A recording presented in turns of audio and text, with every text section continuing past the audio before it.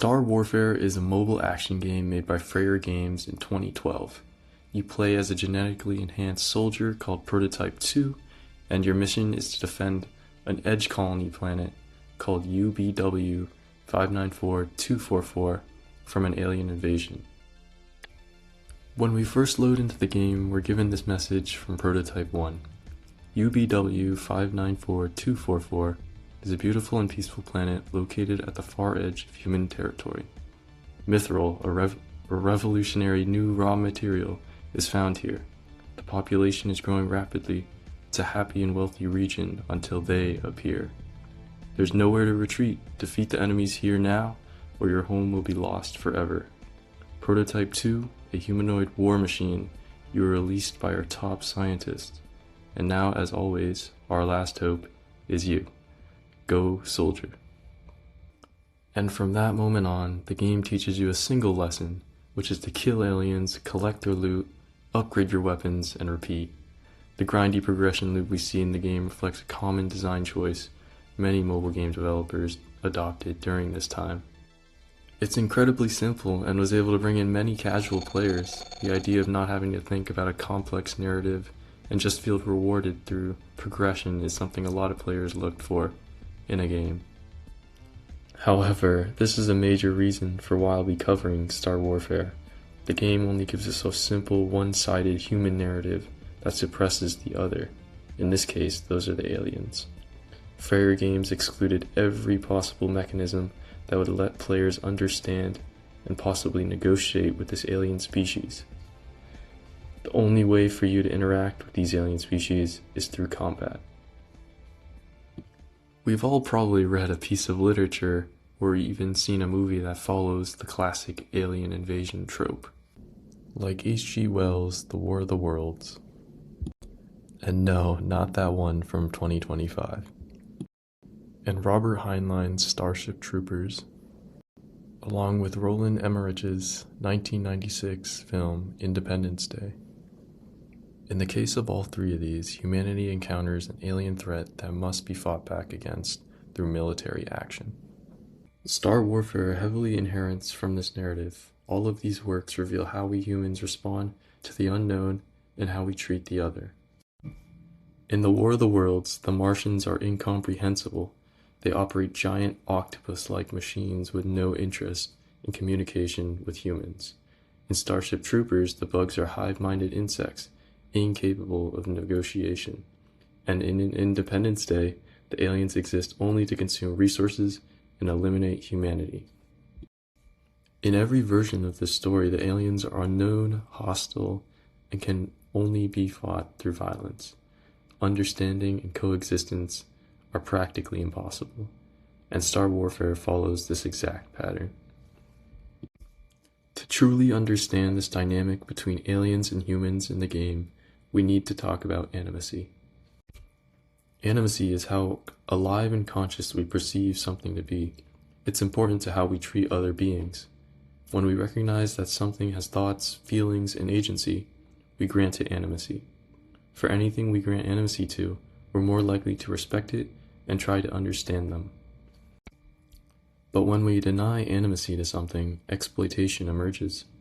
When we stop seeing something as conscious, it becomes acceptable to treat it as a resource, just like the aliens in this game. Star Warfare denies alien animacy in these three ways. The first way is through visual design. The aliens in Star Warfare are insect-like, non-expressive, and aggressive-looking. And there's a reason games, and especially the alien invasion trope, consistently use bug-like aliens. Anthropologist Nancy Miarelli explains, in Western culture, there is a bit of a cultural taboo. Insects are pests, insects are thought to transmit diseases. I also think a lot of how we live is that people try and remove themselves from their natural environment as much as possible. So an insect that comes into your house is an invader, and they're breaking our boundaries between us and them. This is the feeling you get when you first encounter them in the game, and because the game never gives you any other information about them, that visual disgust becomes your entire understanding of who they are. We also see this in novels and movies where the Martians are octopus-like, creatures in the War of the Worlds. Just like bugs, marine life also tends to represent cultural anxieties.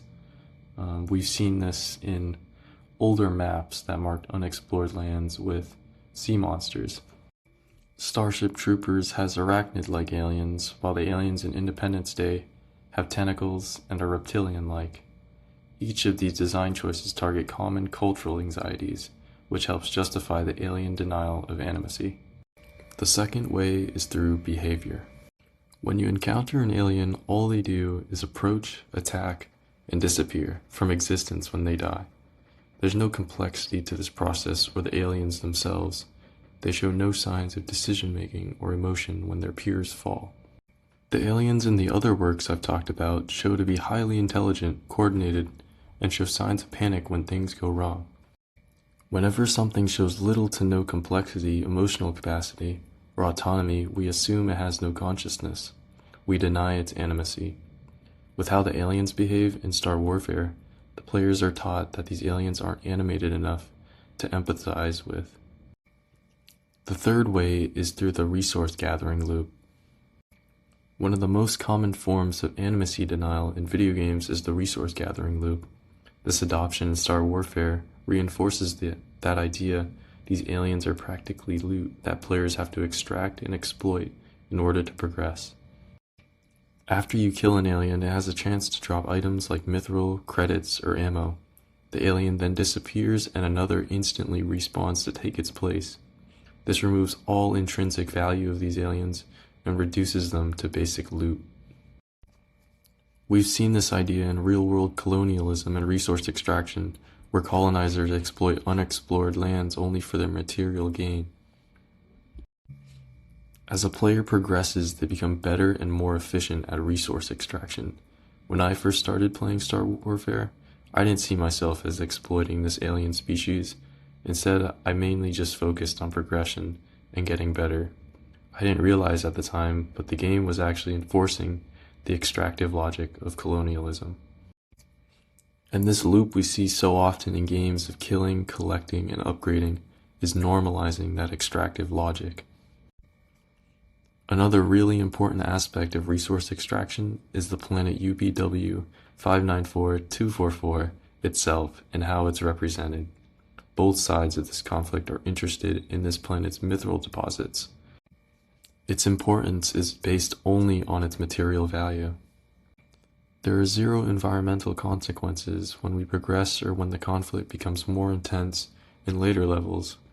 We never question whether this process of resource extraction is sustainable or even justified, since the progression only feels rewarding to the player. As a result, this planet is denied its animacy and represented as a resource to be exploited. On top of animacy, we need to talk about decolonial theory and narrative suppression showcased in this game. The situation between humans and aliens in this game is very ambiguous and morally complex. Both sides of this conflict have claims on this planet and fight for their survival. However, the game practically suppresses the alien perspective. Using the alien invasion trope, this conflict between two competing powers over contested lands is turned into a one-sided narrative of humans righteously defending their planet. Although neither side is native to this planet, humans colonized first. In the lens of decolonial theory, the colonizers try to erase the other perspective. The only claims and narratives that matter are from the colonizer side. This exactly follows the game's story and design, which practically denies the alien civilization as animate or legitimate. The game doesn't push the idea of looking into the motives of this other civilization or interacting with them. There are no background cinematics or dialogues that give us insight into the alien history, culture, and motives. The game systematically removes any possibility of understanding the alien narrative at every layer of gameplay. We're only given the human narrative, which removes the alien agency and their ability to have a voice representing their civilization. This goes beyond just resource extraction, where colonizers become the ones writing history. The message we were first given, there's nowhere to retreat, defeat the enemies here now, or your home will be forever lost, is the narrative we follow throughout the game. We're trained to treat the other as an insignificant obstacle for progression. Video games have become one of the most popular mediums of storytelling and influencing cultural norms. These games have a huge influence on how we act and perceive the world. In order to change the narrative of the other, games have to be designed to showcase different ways to respond to ecological otherness that's not simply just violence or resource extraction. Video games could teach us to question whether it was all justified.